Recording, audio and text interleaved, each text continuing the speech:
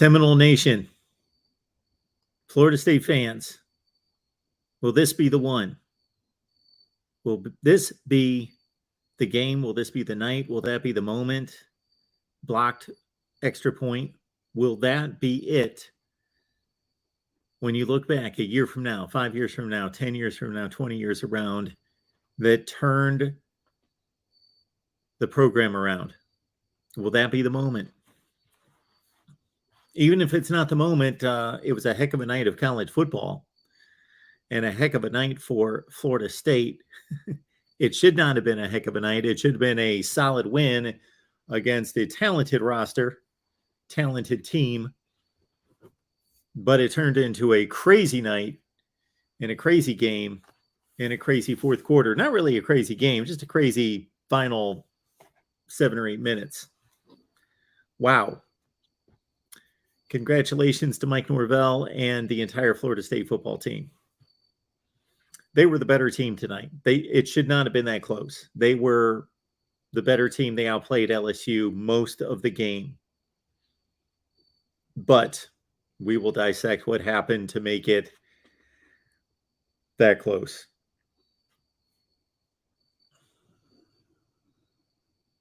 To make it an improbable blocked PAT to have to save the game.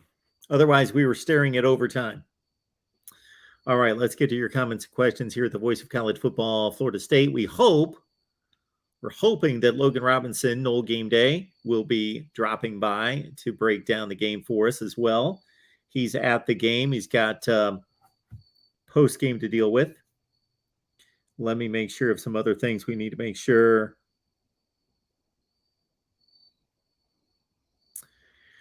I need to keep track of the LSU post-game show as well. So pardon me if I look at my phone every so often. I've got to set up a number of things going on there. All right, let's get to the game at hand. Let's get to what it came down to in the final couple minutes of the game, because Florida State could have salted this thing away. Obviously, they had the ball at the 1-yard line after a muffed punt by Malik Neighbors. So maybe justice was served in both directions there, that LSU got a final drive. And man, did they go 99 yards or 97 yards. No, they went to 99 yards. Of course, they scored the touchdown. 99 yards in a minute 20. So that's an issue. But got to feel bad for Malik Neighbors. Makes 2 muffed punts. So that looked like that blew the game for LSU. But then Florida State hands it right back with the inexplicable, and this is about details, folks, inexplicable pitch to the running back, Trayshawn Ward. When you don't pitch the ball there, all you have to do is protect the ball. You want to score the touchdown, but man, if you can kill a ton of clock, you probably can't kill the clock, because LSU had at least 2 timeouts, so you can't kill the clock. So you're going to score, but you want to leave them with as little time as possible. But the most important thing is securing the football. You're up by a touchdown, and they got to drive the length of the field, which what LSU and Jaden Daniels pulled off in the final minute 20 is, I don't want to overplay it, but it's, if not nearly impossible, it's nearly improbable. It's very improbable what they pulled off. But yes, Jenkins with the touchdown, and then Jackson with the blocked PAT. What a phenomenal play there. Okay, I want to hear from you guys. I could talk and tell you my thoughts on it, but I thought that Florida State, before it got crazy at the end, and it looked like it was going to be a comfortable 2-touchdown win, or at the very least, like LSU scoring, but it really not mattering late, and Florida State coming away with a 1-touchdown win, then I was going to say Jordan Travis, this was his night. He controlled the game from the offensive side. It's not like FSU's offense lit up LSU or anything like that, but moved the ball on the ground. The running back game for Florida State, substantial, not dominant, substantial, especially considering LSU having one of the top defensive lines in the country, and Florida State's offensive line still improving, still getting better, held its own, pass protected well most of the time. Jordan Travis, though, he was the most important player on the field. Maybe not necessarily the best player, but the the best / most important player on the field that made the best plays. Jaden Daniels woke up and was a much different player on that final drive. That was pretty crazy as well. All right.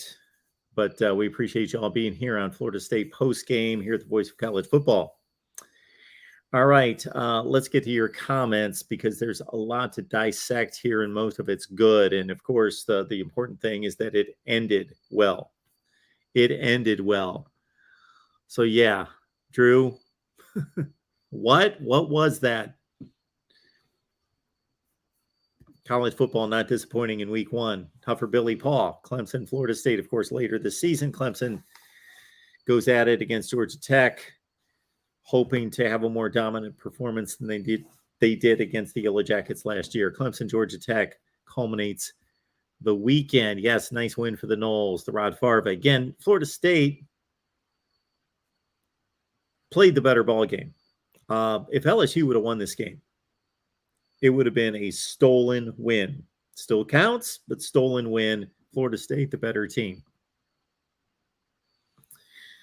John says Clemson just picked up a third must-see game this season in my book.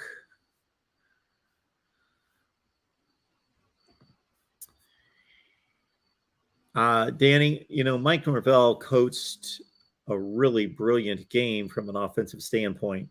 And the defense they played well on both sides of the ball. They had some gaffes. They benefited from LSU gaffes, of course, in the special teams and in the red zone penalties and such. But the final drive, the final defensive drive, but especially, of course, the decision to pitch the ball. You just don't do that. You would think that would be something that a head coach would. They've got so much going on in these crazy games, but to think, yes, most likely the pitch between Jordan Travis and Trayshawn Ward is going to go as scripted. They're going to complete that pitch 98% of the time, but still, you just don't do it. There's no reason to do it. For Billy's got tickets to the ball game, Clemson, Florida State. Noles are 2-0.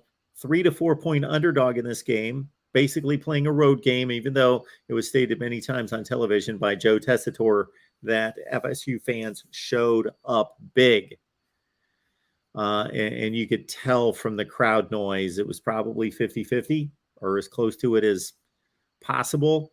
So Florida State fans, you got to be psyched because I don't know that it's not been since 2017 that you were in this good a position. Not talking about being 2-0 because, of course, you haven't been 2-0 since 2016. But to have won a big ball game, like beating North Carolina in 2020 was a big win at home. They were ranked in the top 10, but you'd already lost so many ball games at that point. It wasn't going to be a big season. And, of course, there's nothing like beating Miami. But, again, at the point in the season that it happened, it was not a huge win from a record standpoint. This is winning the big non-conference game early in the season to get to 2-0. And now you're looking at, is it Louisville next? Is it bye week Louisville? And we saw what the Cardinals did at Syracuse. They got trounced by the Orange 31-7. So, wow, possibly get to 3-0. Mark, I forgive you for predicting FSU to go 4-4 in the ACC. Well, thank you, Michael. I was losing sleep at nights waiting for forgiveness. Yes, waiting for forgiveness.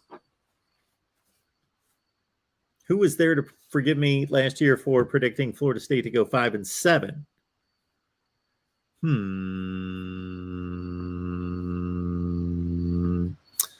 We got a big night on the Voice of College Football while we continue the Florida State talk here. Of course, that's all we're talking is Florida State football, and that's the Florida State perspective on the big game tonight. We will have LSU postgame over on the LSU channel and on the main channel. And the Knuckleheads get together tonight, too, to talk college football. So our second consecutive Sunday night. Make this a destination on Sunday night. So the Voice of College Football, the Knuckleheads get together. It's college football after dark on the Voice of College Football. So get on over there. Great to see all of you. All of you. Yes. And that was a fun one. That was especially a fun one since I didn't have a stake in the game. But for all of you, the heart palpitations, but it paid off. And the young man who made the blocked field goal, he pretty much never needs to buy a drink in Tallahassee again. That was let's pay him his dues here. I should have looked this up prior. Number 12, Jackson. Right? Give me a name. Give me a name. I'm looking it up right now. Thank you so much for the super chat. Appreciate that. We got Mansa Musa. Mansa, thank you so much for the super chat. We did not need the points. Time was on our side. So yeah, there was. Well, I know when they finally fumbled the ball, it was a minute 20, 2 timeouts. So was that a second down play? I believe a second down play. So they would have run second down, third down. And then, of course, you've got that fourth down decision that we see so frequently. We saw it already a couple times this weekend where a team had the chance. I know Illinois did, and somebody else. You got that chance to, okay, do you go for it fourth down to go to a 2-score lead and pretty much end the game? Or do you kick the field goal? With Florida State, okay, bad example because you kick the field goal and it's a 2-score game and you kick off. Yeah, good win for the program. Good win for the program. Biggest win since fill in the blank. I don't know. Sometime in 20, maybe 17, even though that turned out to be a bad season. There was promise of it being a good season at one point, so there might have been some big wins early in 17, but since then, nothing. Really nothing. Again, they beat North Carolina, a top 10 team, at home in 2020, but the record was awful at that point and the season was lost. So this is the biggest win maybe since 2016. Okay, Wake Forest, NC State, Clemson, back to back to back. Yeah, that is a mini gauntlet. We want Georgia. No, you don't. Mike's signature win. Great game because it's a W. Go Noles. It was a great game to watch. It was not a well-played game, but it was a great game.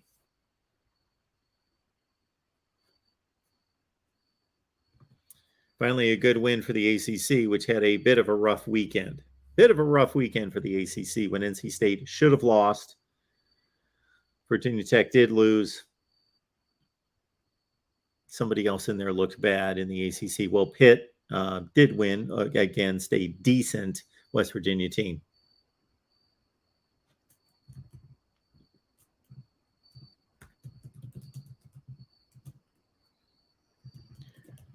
I don't want to screw this up. So we want to get this straight.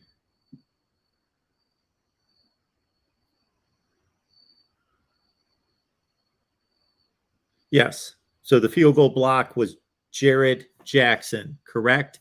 Jarrett Jackson on the field goal block. Huffer Billy, thank you so much. Appreciate that. Congrats, Florida State.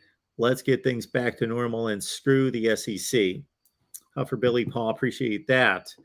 Keep in mind, Huffer Billy, after the Clemson Georgia Tech game, we will have post game on the Clemson channel. So we've got Clemson post game all season. So Huffer Billy, other Clemson fans, Florida State fans, if you want to join in on the Clemson talk after the ball games, every Clemson ball game this year. We're still looking for Florida State post game hosts. If anybody knows of anybody who's capable, let me know. Hit me up, MarkRogersTV at Gmail.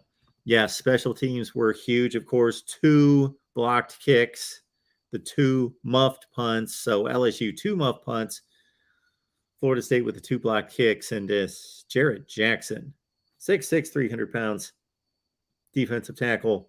So I'm a bit confused. Let's clear up the blocked field goal or the blocked PAT.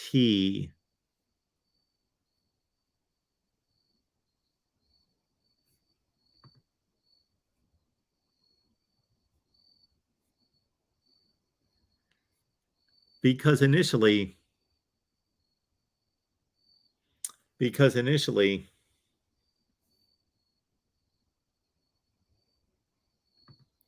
It looked like it was a push up the middle, but it was the guy coming off the edge. So we're going to have to look that up unless anybody's able to see that because, yeah, there we go. Brown on the kick block. Yeah, it wasn't the push up the middle. Uh, I think they initially credited Jarrett Jackson with a push up the middle, but he's the big defensive tackle. It was off the edge, and our guy Michael is telling us Brown blocked it.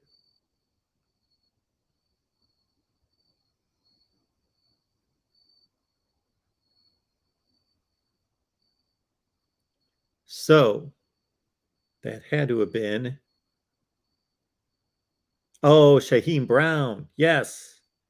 Off the corner, defensive back. So they had three guys that I saw in the picture coming off the edge, and he was just the guy that got there first, and it was just laid out for the football.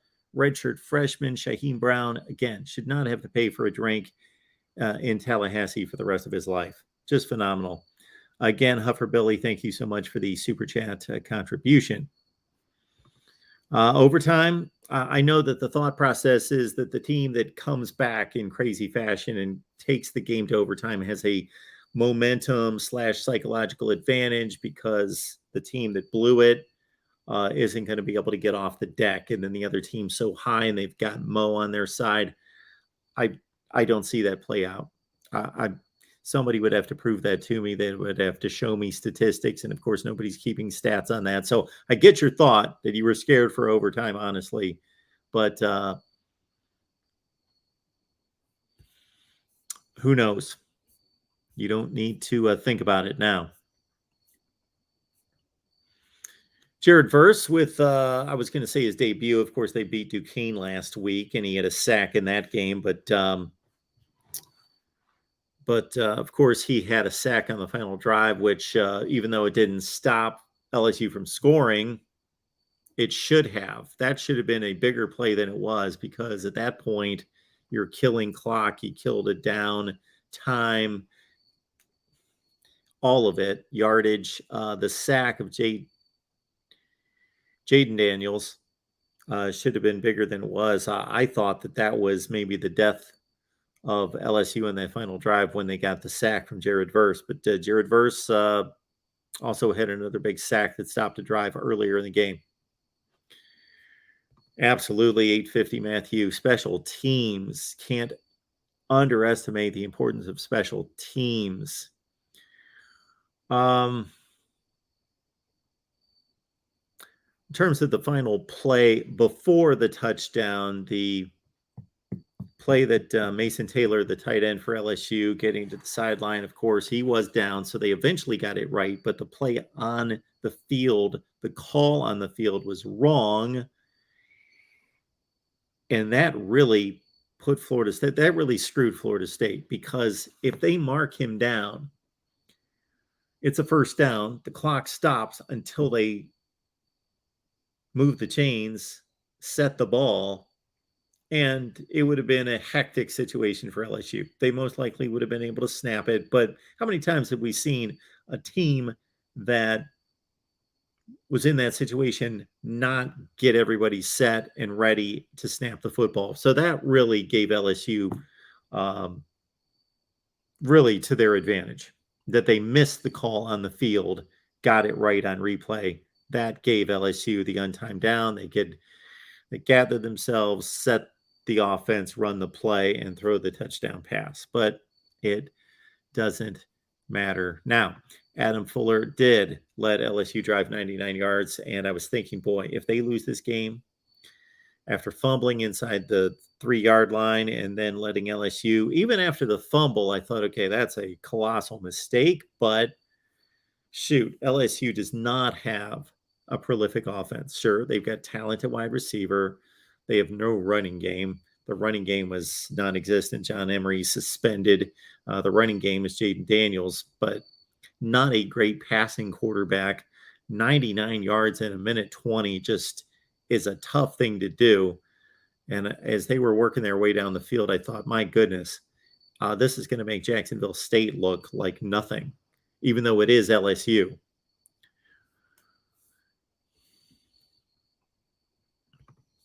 Yeah, not kicking the field goal. Of course, if Micah Pittman makes the catch, then, all is good and they take a 2-score lead. But it's a low-scoring game. Especially at that point, it was a low-scoring game, and I was thinking points are tough to come by, and defensively, they're playing so good. Take the touchdown lead. You're up 7-3. You're throwing a somewhat low percentage ball to the end zone. You're throwing a fade out there. And it was a tough catch, but Micah Pittman should have caught the ball. Just like it was a beautiful throw from Jordan Travis to the right sideline or the corner of the end zone to Johnny Wilson, who was double covered, but the ball was laid up right over his shoulder. And that should have been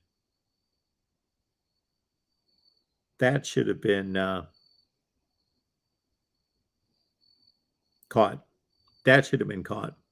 We will have Logan Robinson here. He just texted me. He is on his way to break it down. We certainly enjoy talking to Logan, and he's going to be fired up. He's going to be amped. He's going to be ready to roll and to give us whatever time he can give us to break down the game. And, of course, he's in New Orleans, and this is just enormous because, my goodness, just Florida State fans, I don't need to tell you. I tell it from a neutral perspective, but I've followed enough college football just to know what you guys have been through, what the program has been through, what these players have been through in just disappointment after disappointment. And if they would have lost this game, wow, tough to come back from. I know they came back from 0-4 last year to make it an okay season, at least the final 8 games at 5-3, but still 5-7 is not good enough. But this was it was more of a must-win for Mike Norvell than it was for Brian Kelly. It's just a different situation where you've got 2 programs that are 2 of the top 5 to 10 programs in the country over the last, not right this second, obviously, but over the last 40 to 45 years. But LSU just won a national championship 2 years ago. Brian Kelly was just hired. Yes, they are paying him a ridiculous amount of money to win. But for Mike Norvell, we're looking at season 1920, let's see, 2021-22, season 3. Just really needed to win this game. So bigger game for Florida State, needed to win, and they did. But yeah, the issues in the red zone. Mario Christagoat, FSU is the same problem. Miami has had for 2 decades, which is the coaches getting in the way of the players instead of helping them. If you're a logical FSU fan, you agree with me.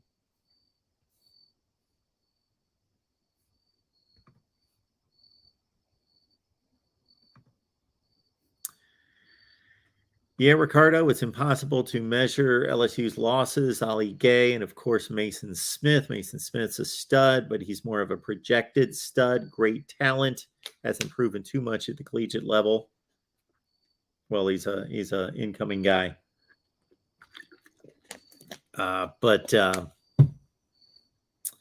Yeah, so huge losses along the defensive front for LSU. But you got to play with who you've got, and that's part of the game. Knowles, for my life, should have won that game by 2 touchdowns. Agreed. A lot of penalties, though. Some offensive line issues, although the offensive line, you got to give them a high grade. Josh Johnson, he is drinking the Kool-Aid. Knowles win 10 games this year. Is it possible? Yes. Do I expect it? No. Life investment, stupid play calling kept them in the game. You run the ball straight up the middle and would have won 31-17. That's sometimes what you get when you've got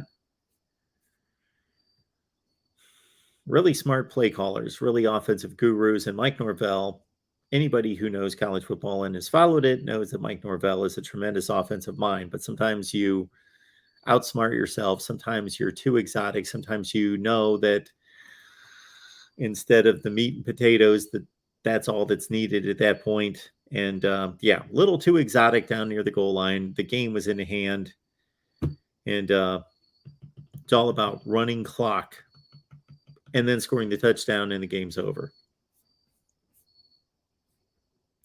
So they should learn from that.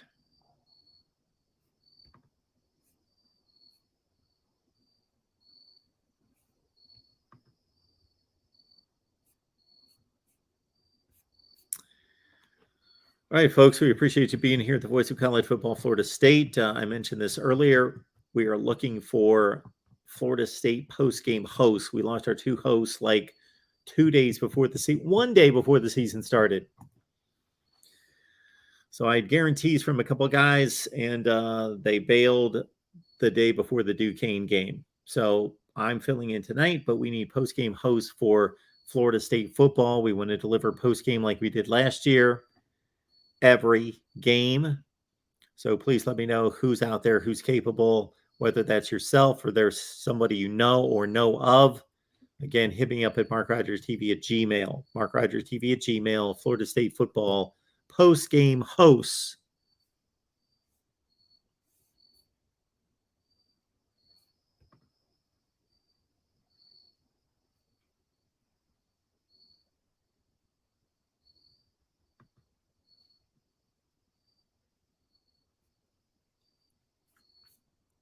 So, time to savor the win, get back to work on what didn't work. You know, they didn't play the best of teams tonight. They played a really talented team, but a very uneven team, much like themselves. LSU has a lot to work on, and Florida State barely won the game, but could have won the game by a couple scores, could have been more comfortable in doing so.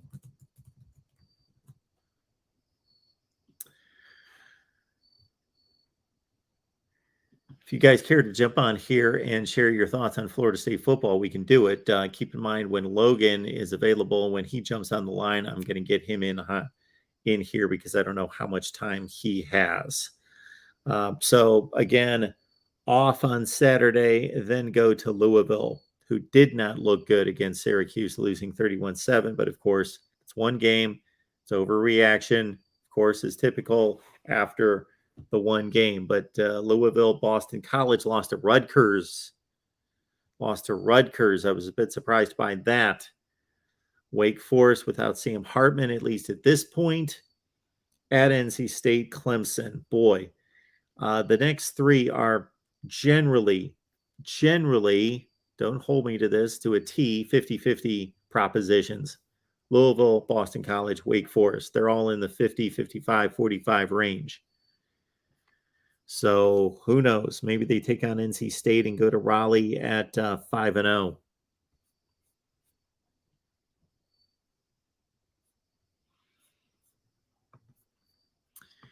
Well, I got to tell you, Kareem, if Rutgers is a varsity high school football team at best, then that's not saying much for what we're going to see out of the ACC this year, because I expect Boston College is going to win some games in the ACC. All right, you can join the show, and again, I will let you know that when Logan gets here, that we will need to dump the call because I don't know how much time he has. So I have dropped the link in the chat if you want to talk Florida State football and a ridiculous game tonight. We had a few ridiculous ones on Saturday with your favorite team, Florida, pulling one out against Utah, of course. Started on Thursday night with Penn State Purdue. It was a really good game. And then we had, of course, a thriller with West Virginia and Pitt. So college football does not disappoint.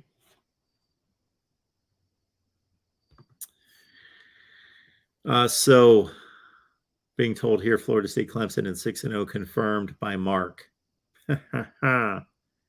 Yeah, my guess would be going into the Clemson game, probably 5-1, maybe 4-2, probably 5-1. Probably a loss at NC State, win the other three. That would be impressive if they win the other three: Louisville, Boston College, and Wake Forest, and knock out and then lose finally at NC State. But, NC State can be beaten. They almost lost to East Carolina. Should have lost to East Carolina. More kicking woes, more special teams come into play there. Traveling fools loving the ACC. All right, some ACC pride stepping out tonight with a win over the SEC. That doesn't happen very often unless it's Clemson, South Carolina. I know. What else are we going to have to judge the ACC and the SEC this year? Well, of course, we get the 4 games at the end of the season: South Carolina, Clemson, Florida, Florida State, Kentucky, Louisville, and Georgia, Georgia Tech. Those don't look too favorable right now. We've got Texas A&M, Miami in 2 weeks. Miami and Texas A&M. We've got a Vanderbilt, Wake Forest game. Okay. And that appears to be about it. I think that is it, I believe. Yes, between the SEC and no, we got Tennessee and Pitt going up against each other next week.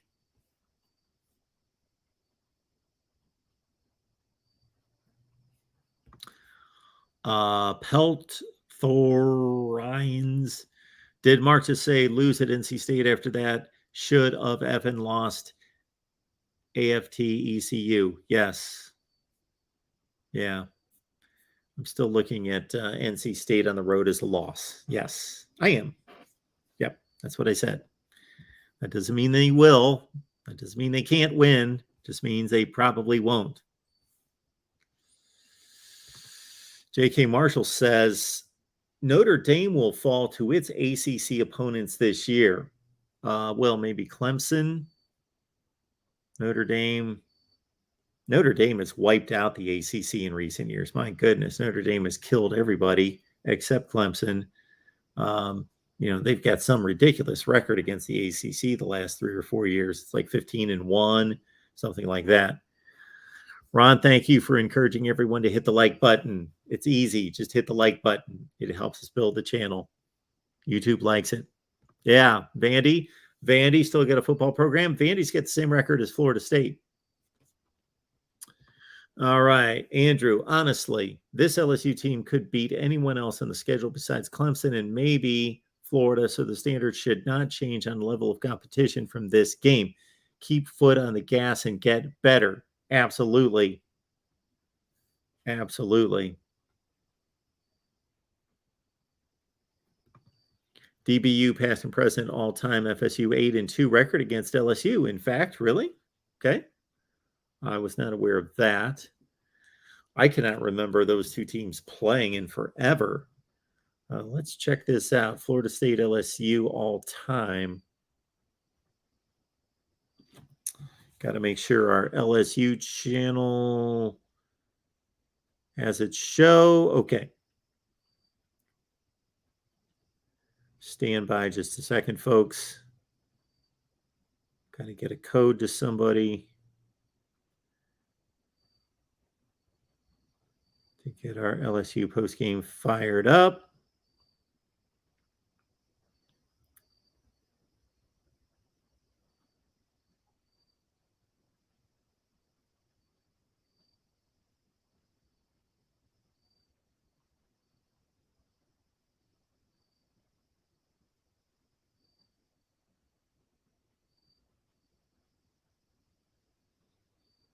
Okay.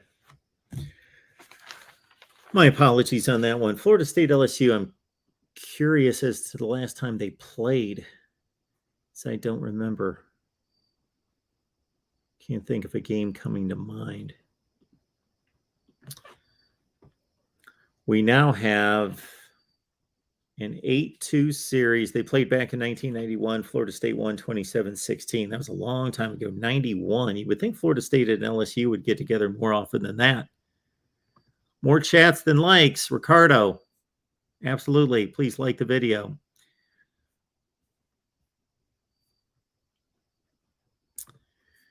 Rob says, keep an eye on Florida State, Syracuse in November. That game could mean something after this weekend.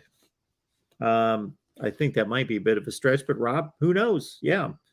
They both have a big win under their belts. And for Syracuse, they are 1-0 now in the ACC with a win in division by 24 points.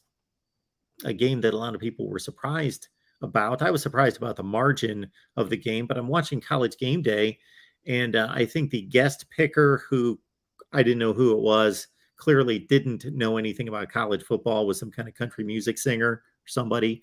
One of those guests that don't know anything. They're just, looking at colors and helmets and who, if they knew somebody from that state or who went to that school, then they're going to pick them kind of thing.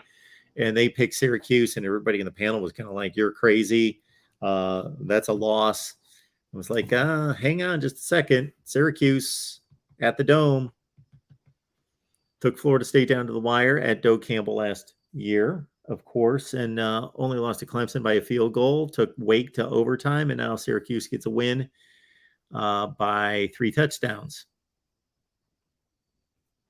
Verse is legit.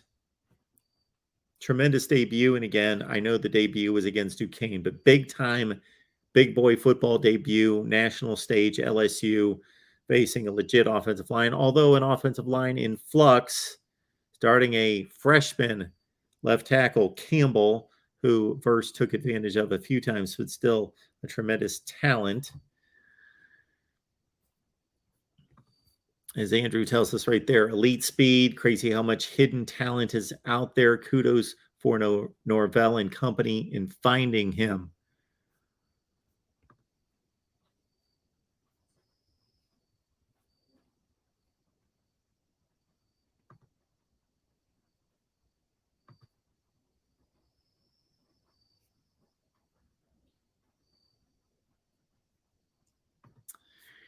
Yeah, in terms of the pass defense, Kenneth, it really let down in the final quarter, final 8 minutes, the final 2 drives for LSU in which they scored touchdowns, of course.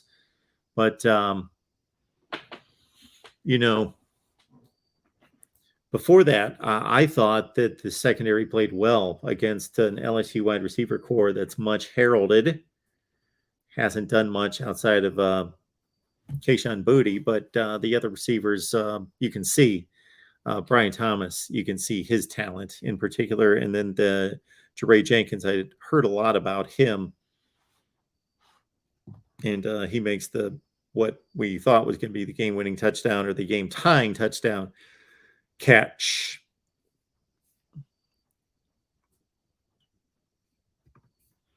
Kareem says our toughest games now will be NC State, Clemson, Florida, possibly Miami. They played a little league team. Yes. And again, let's not overreact to the first game for anybody. Unless you're maybe Georgia.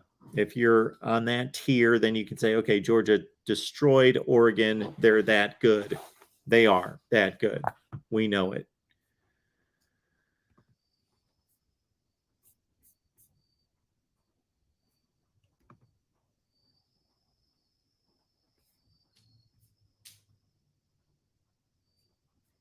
Andrew says nobody's bringing up the block kicks, though. 2, that's unheard of. We talked about the block kicks.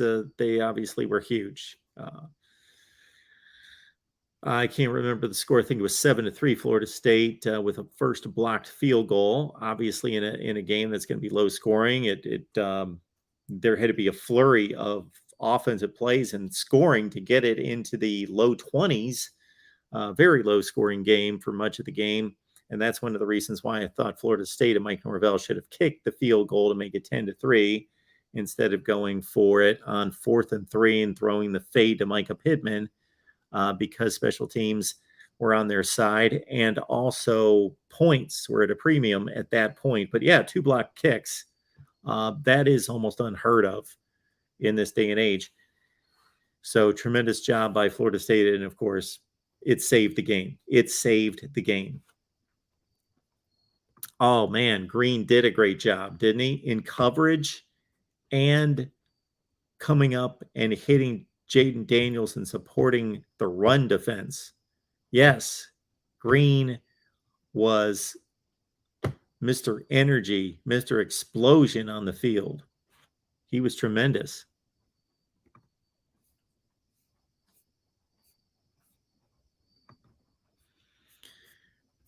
There's our guy, Traveling Fools. Appreciate you, man. Likes FSU at 4-0 for a top 25 when playing Wake Forest.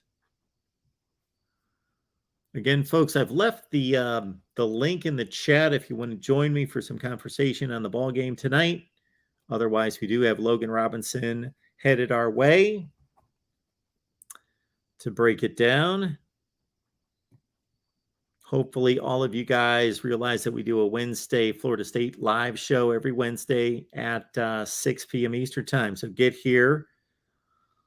And if you can't watch it live, of course, watch the record. But we would love to have you live here to talk Florida State football and have a discussion live.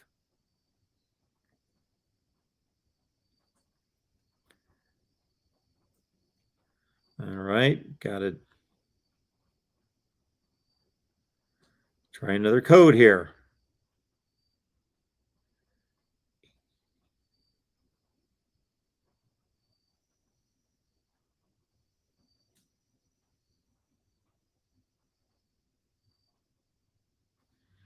Okay, hopefully that works out.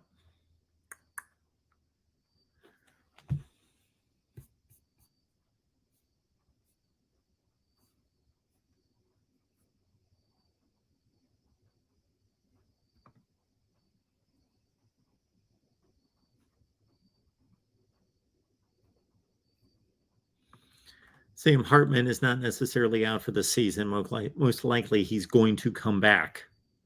Not out for the season, most likely.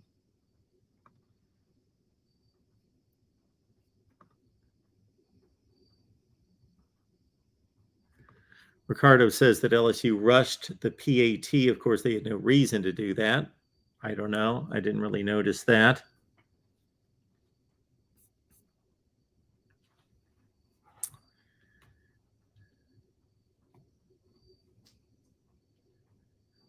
Let's make sure that we got our LSU show on tonight.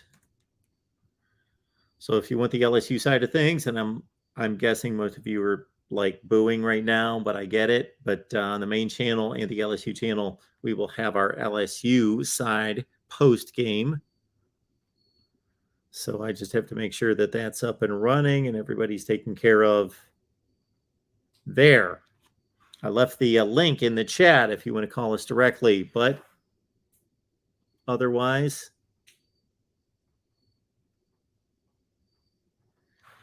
we got Logan Robinson standing by. Hopefully, he's got to do all the post-game stuff, of course.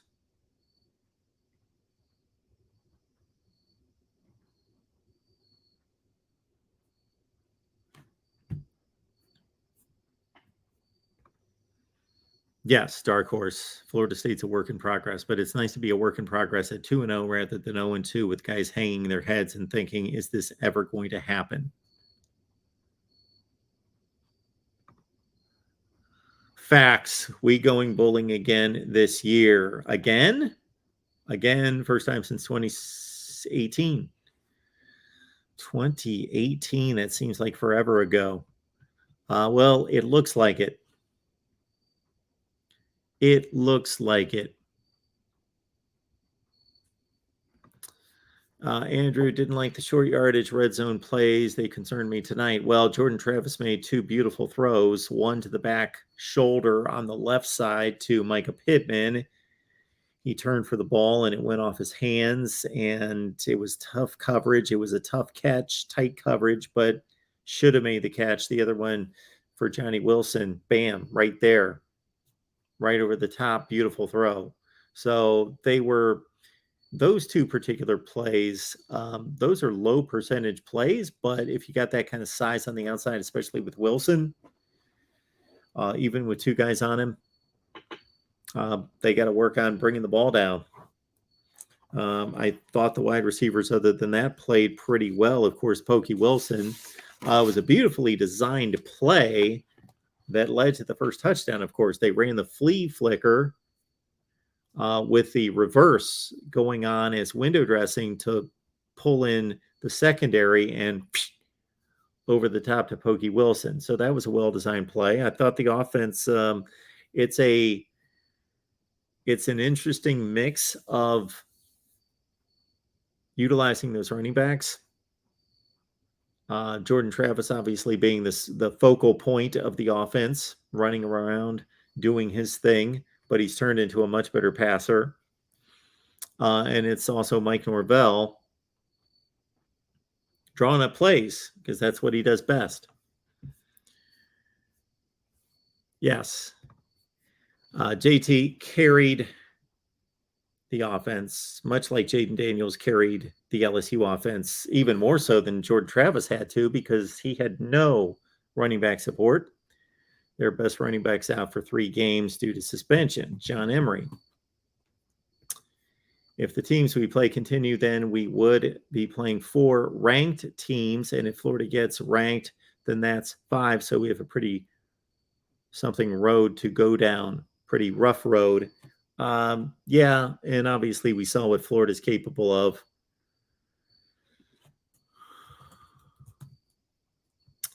Yeah, so if we look at the schedule, and I'm not that into rankings because they're not always valid, but yeah, as it stands right now, NC State's number 13, Clemson's 4, Miami's 16, and so those are the only 3 I'm seeing. I'm not seeing 4 ranked teams. Oh, Wake Forest is 22. There you go, Kareem.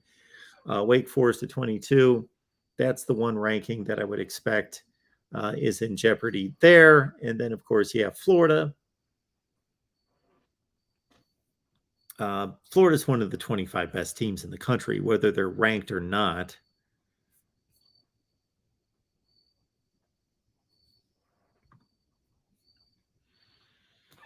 Michael says it's too early to be ranking and making wild predictions. Well, if you're going to make wild predictions, you would make those early because then if you make them late, you should be able to just say so-and-so won the game. But I gotcha. You're talking about overreactions. Yes, those are big in college football. Those are big in sports. Overreactions. This was a tremendous win in terms of a program win. They didn't beat a great football team. They beat a talented football team. They beat a top probably 30 football team in the country, but they didn't beat any kind of vintage LSU team, but they beat a team that's very comparable to them. If these 2 teams played 10 times, they'd probably split 5-5, probably.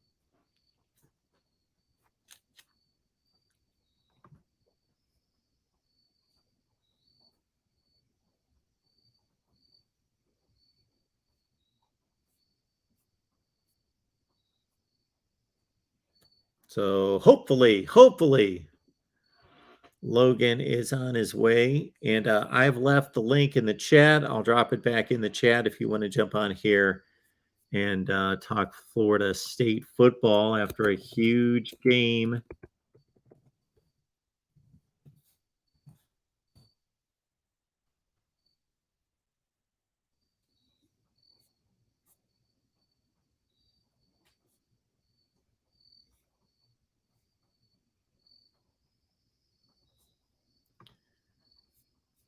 Well, Kareem, when we see that comment made about Florida State wanting to take on Bama or Georgia, I'm thinking that most of those people are just kidding. I think they're just throwing it out there just to be funny. The ones that aren't are obviously delusional. I know for sure we have 1 to 2 years before that's possible based on the talent we got. At least 1 to 2 years.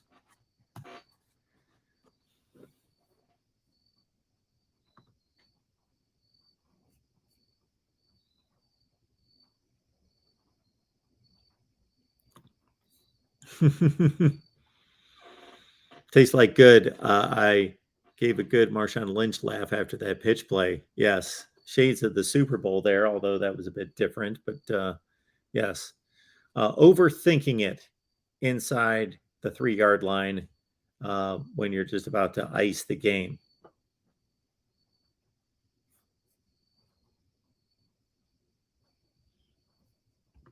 Anthony, we look good tonight. 3 bad coaching decisions, but we should have won 30-17.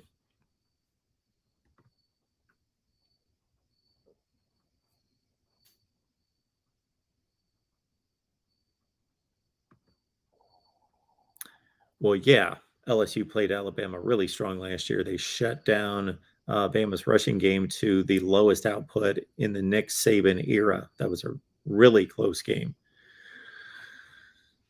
Then we got Jen saying, question, what was the benefit of Norvell doing a challenge with a second left? Well, first of all, I don't know that he challenged. I thought that the officials on the field decided that they needed to see the play again, which determined that Mason Taylor had been down. The knee went down before he vaulted out of bounds. And so you got 2 different situations. If he gets out of bounds, then the clock stops and they get to run the next play without having to rush up to the line. It's like throwing the ball out of bounds, running out of bounds, incomplete pass. You just get to run the play. And the timing at that point, the number of seconds on the clock is inconsequential. But had they ruled Taylor down on the field and gotten the call right on the field, then it would have been a fire drill because Florida State would have, or LSU would have had to rush to the line. And as soon as they mark the ball and move the chains, then that clock rolls and they don't necessarily have time to snap the ball if they're not totally there. Look at this. Logan Robinson's here. What is going on? What is happening? Can you hear me fine? Oh, we can hear you great. Looks like you are in the dome still. We are in the dome. We just with the interviews after the game. I don't even know if I can swap my camera over, so we're gonna do that right there. Nice. Looking good. We are looking cool. We are still recovering after a thriller there. I was there in the end zone right across the field. Oh, you were right there, huh? You know what? I was thinking they did it before. They had the block punt earlier in the game, and I was like, what about if they do that again? And sure enough, right in front of Florida State's end zone crowd, they pull it off right there. What a game! Fan base is here, electric, loud, but Florida State just comes away with it. Mark, what a trip! Logan, I'm surprised that you're able to talk. I'm like surprised that you're even talking without like the heart palpitations aren't still going. I know. It was, the crowd being there too, it helped. I think Florida State, for the most part, being able to kind of screw with LSU, it might have messed up some miscommunication. I don't know. Like I said, I was down there on the field, didn't get to see the full-on block, but Shaheem Brown, I guess, was the guy that came away with it and pulled off the big play. He flew in from the corner, from the edge, and he was outstretched. He timed it perfect. He came off the ball like a bullet. It was a great block. Yeah. It was phenomenal. Yeah, I got to see Jared Verse come away with 2 sacks. That's just the beginning. That's just the beginning for him. I think there was 5-6 GMs, not just scouts, but NFL GMs in attendance at this game. So you can kind of go ahead and say, hey, let me jot down number 5 and Garnet and Gold to keep an eye on for the next couple of years since he's still a youngin'. So that's the fun part about it. Florida State has Jared Verse. I think everybody's thinking it's just a one and done like Jermaine Johnson, Mark, but he's still got at least one more year. I think you're definitely just gonna have one more year. But what a game for a guy that needed to come in, get to the quarterback. Jaden Daniels, we knew could run around, but just after hearing some of the reports and the coverage over there in Baton Rouge, it just didn't seem like he was connecting well down the field for those explosive shots, and you didn't really see a lot of those today. A lot of intermediate stuff, and there was miscommunication. There were drops by both teams.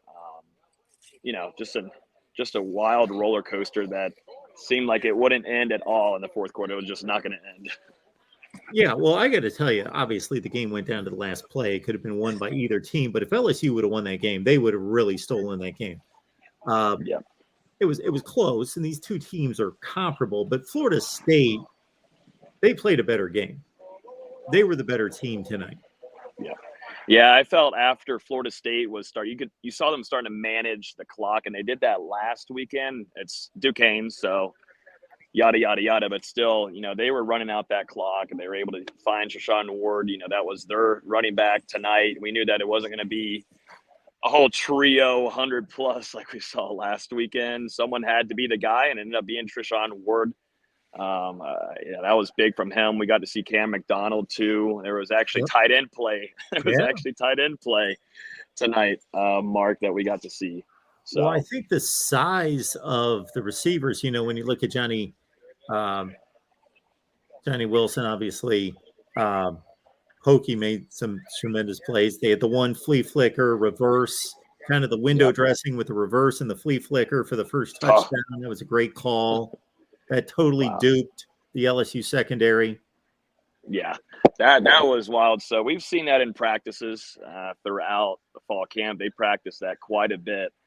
And so whenever they lined up and they started shuffling the ball around, and I was like, yep, here it goes. But it all depends, though, if Jordan Travis can throw it far enough. And he was able to throw it far enough. It got close there at the end, though, Mark. It got close, but it did what it needed to do. And shout out to Pokey Wilson. What a game for him, a guy that was probably one of the most consistent wide receivers in camp, and we talked about that, but he never got a lot of the praise and love because he's a veteran. He was not a newcomer.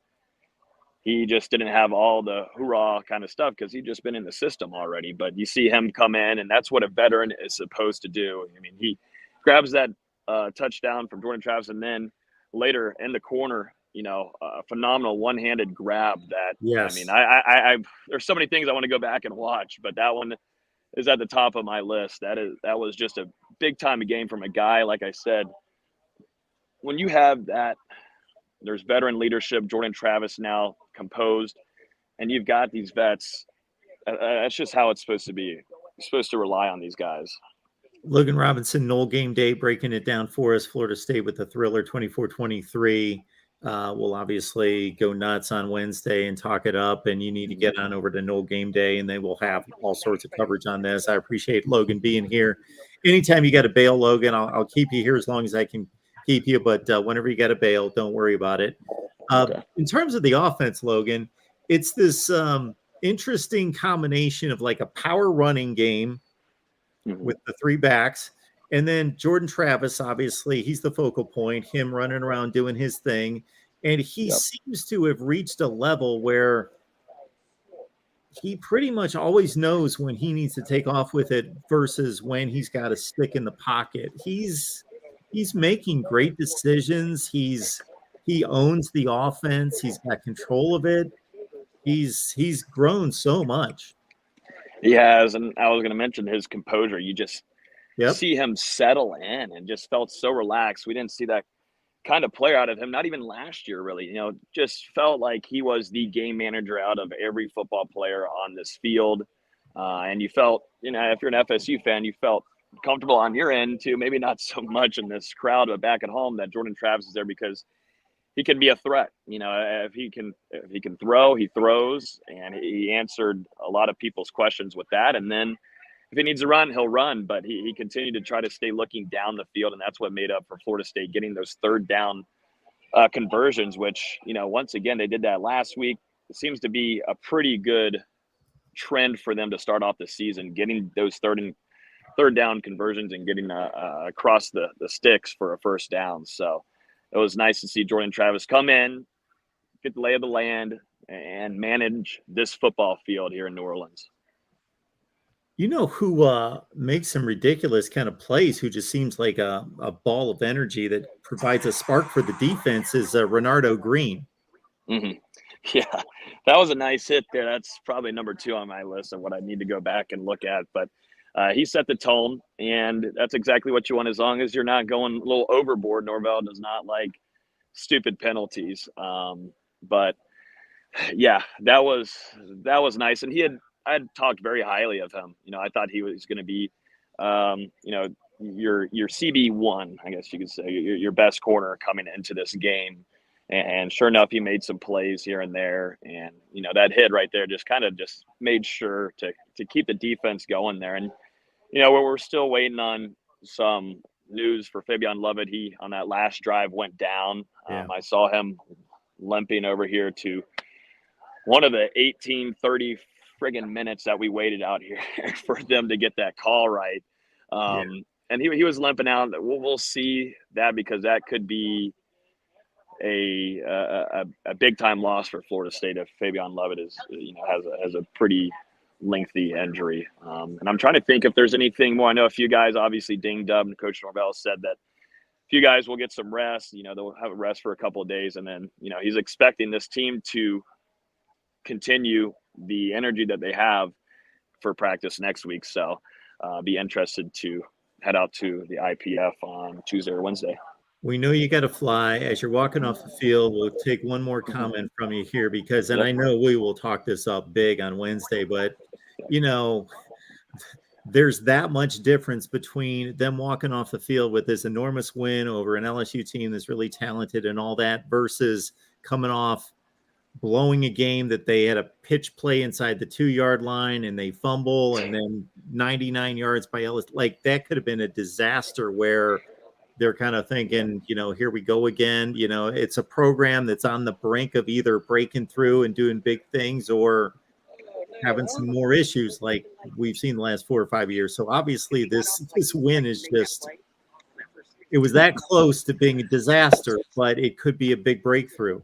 Yep, exactly. That's one thing that they did last year. We'd see those silly mistakes, and Shaheem Brown talked about it after the game, that they last year just could not figure out a way to sometimes finish games when they needed to, or they, just let up when, they let a team come in and strike. And so, FSU had their mistakes. LSU also had their mistakes, but at the end, they end up being the winner. But if you think about it, those kind of mistakes that were being made, those can be fixed. Florida State should have won by a good amount more. It's just silly, just mental things. And this game is huge for them to start off the season, because now you've already set up the standard. Unless, this team makes a wild run in front of us, this is going to be your setter for all of the crazy atmospheres that you're going to go through.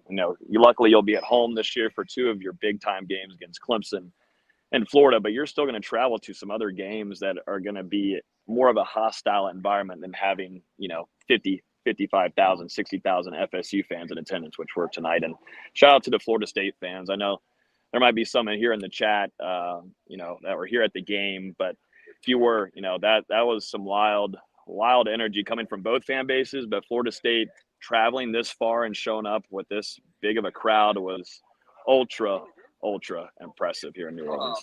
Logan, we know you got a ton of things going on, and you traveled all the way there. You got a big trip back, just everything you got going on. So I appreciate you taking the time to stop by and break things down for us. Absolutely, Mark. I appreciate you. I'll see you on Wednesday night. Have a good evening. Sounds good, man. College football is back. Absolutely, man. Thanks.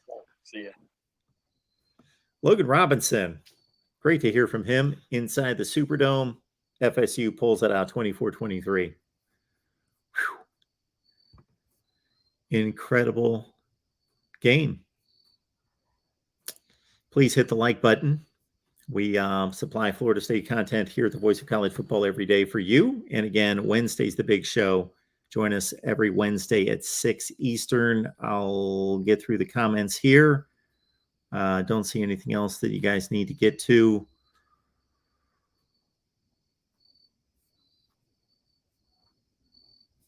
All right, folks. Yes, Wednesday, 6 p.m. Eastern time. We will continue to break down Florida State football and set you up for the next game, which again is in the ACC opener on the road against Louisville.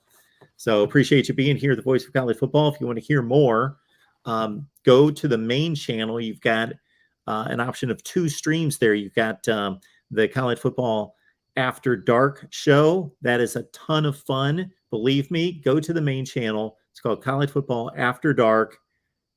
they'll let you in to talk college football, or you can just hang out and listen to everybody else talk college football and jump in the chat. And also, we've got the LSU side of things. Maybe you can go over there and trash talk with the LSU folks on the main channel or the LSU channel. Okay, right here at the Voice of College Football. Just go to MarkRogersTV.com or right here on YouTube, Voice of College Football, and find it there. Appreciate you guys. We'll see you on Wednesday, 6 p.m. Eastern.